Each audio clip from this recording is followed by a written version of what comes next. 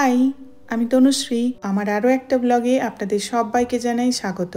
আশা করি আপনারা সবাই খুব ভালো আছেন ও সুস্থ আছেন। আজকে এখন এখানে বুধবার, ভাবলাম বাড়িতে আজকে নুডলস আছে তো ওটাই বানিয়ে ফেলি। তো আজকে ওই র্যামেন নুডলস বানাবার জন্য কয়েকটা সবজি নিয়ে নিয়েছি।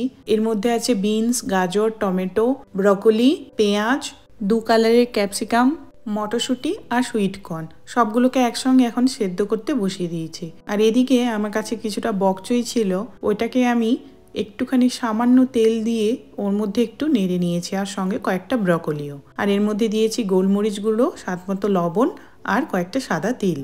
আর 2টো ডিম সেদ্ধ করে নিয়েছি, আর কিছুটা স্প্রিং অনিয়ন নিয়েছি। আর এই যে সসটা দেখছেন, এই সসটা আমার বানানো ছিল আগে থেকেই, চিলি সস। এই সসটা আমি মোমোর জন্যই বানিয়েছিলাম, তো অনেকটাই বানিয়ে রেখেছি, ফ্রিজে আমার রাখা আছে। তো ওটাই বের করে নিয়েছি, আর ওর মধ্যে আরও একটুখানি চিলি ফ্লেক্স অ্যাড করে দিয়েছি। আর দেখুন এখন সবজিটা সেদ্ধ হয়ে গেছে, তাই একটা স্ট্রেনারের সাহায্যে এটাকে ছেঁকে নিয়েছি। নিয়ে এবার সব সবজিগুলো একটুখানি আমি এর মধ্যে ভালো করে ম্যাশ করে নেব। তাহলে কি হবে, সবজির যে ভেতরের গুণাগুণগুলো আছে সেগুলো আরও ভালো হয়ে বেরিয়ে যাবে। আর এদিকে একটা পাত্রে, ওই যেই পাত্রে আমি সবজি সেদ্ধ করেছিলাম ওই পাত্রেই আবার জল দিয়ে ওই কয়েকটা র্যামেন নুডলস আমি এখন সেদ্ধ করতে দিলাম। অল্প একটু লবণ দিয়েছি আর সামান্য একটু সাদা তেল দিয়েছি, দিয়ে এগুলোকে এখন আমি ভালো করে সেদ্ধ করে নেব। আর দেখুন সবজিগুলো ঠিক এই মতন করে এটা বেরিয়ে গেছে, আর সবজির যে বাকি ছালগুলো ছিল ওগুলো আমি এখন ফেলে দেবো। আর দেখুন এই নুডলসটাও সেদ্ধ করে নিয়েছি। এইবার চলুন এটা বানাই। দেখুন ওই সসটা দেবো এখন 1 চামচ করে। এই সসটা কিন্তু খুব ভালো খেতে, এটা আমি বানিয়ে রেখেছি, এটা মোমো খাওয়ার জন্যই স্পেশালি বানিয়েছিলাম। 1 চামচ মতো করে সোয়া সস দিয়ে দিলাম। এরপর এটাকে ভালো করে মিশিয়ে নেব। আর যেই সবজিটা ওই সেদ্ধ করে ছেঁকে রেখেছিলাম ওইটা কিন্তু আবার একটুখানি গরম বসিয়ে দিয়েছিলাম, তো ওটা একদম গরম গরম এর মধ্যে দিয়ে দেব। ওর মধ্যে কিন্তু সেদ্ধর সময় আমি লবণ অ্যাড করে দিয়েছিলাম স্বাদ মতো, তো ওইটাই এখন এই 2টো পাত্রে দিয়ে দেব কিছুটা করে। এইভাবে কিন্তু চিকেন স্টুও বানিয়ে দিলে এর মধ্যে খুব ভালো হয় খেতে।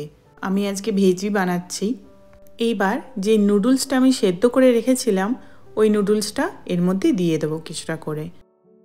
এই নুডলসটা বাজারে অনেক রকমের পাওয়া যায়, তো আমরা নিয়ে আসি রাইস নুডলসটা। আর রাইস নুডলসটা খুব ভালোও হয় খেতে, আর ইভেন হেলদিও হয়। এবার নুডলসগুলো দিয়ে দিলাম।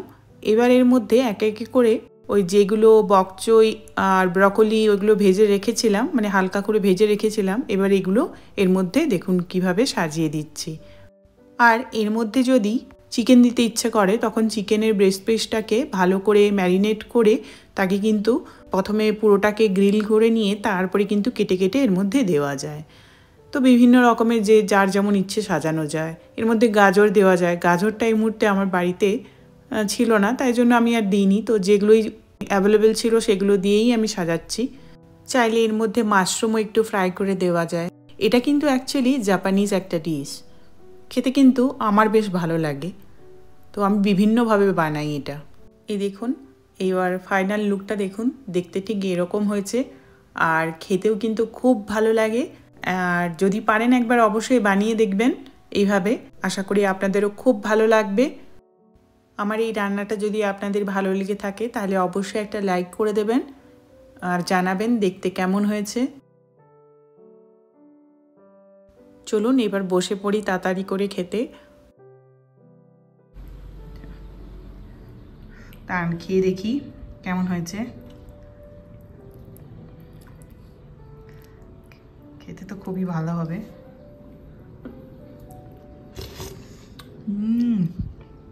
দারুণ হয়েছে, দারুণ।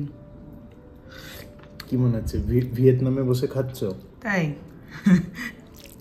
তোমার কি মনে হচ্ছে বলো, তুমি বলবে তো, আমি তো বানালাম, তুমি বলবে না কেমন হয়েছে। সত্যি এত ভালো লেগেছে, আমার খুব ভালো লেগেছে। Thank you. দারুণ দারুণ। এখন দুজনে ডিনার সেরে বাইরে এসেছি ঝড় উপভোগ করতে। হঠাৎ দেখি বাইরে মেঘ করে প্রচণ্ড ঝড় উঠেছে, তো ভাবলাম যাই। আর হাওয়াটা বেশ ভালো লাগছে, ঠান্ডা ঠান্ডা বেশ হাওয়াটা। তো ভাবলাম যাই ঘুরে আসি। বৃষ্টি এক্ষুনি আসবে না হয়তো, কিন্তু হাওয়াটা প্রচণ্ড দিয়েছে। দেখুন সূর্যাস্ত হয়ে গেছে, তারপরেও কীরকম আলো রয়েছে চারিদিকটায়। যাই হোক, ঝড়টা খুব ভালো লাগছে, জোরো হাওয়াটা ভীষণ সুন্দর। হাওয়াটা একদম দেখুন কী হারে মেঘ করেছে, কিভাবে মনে হচ্ছে এক্ষুনি বৃষ্টি নেমে আসবে, কিন্তু বৃষ্টি হবে না।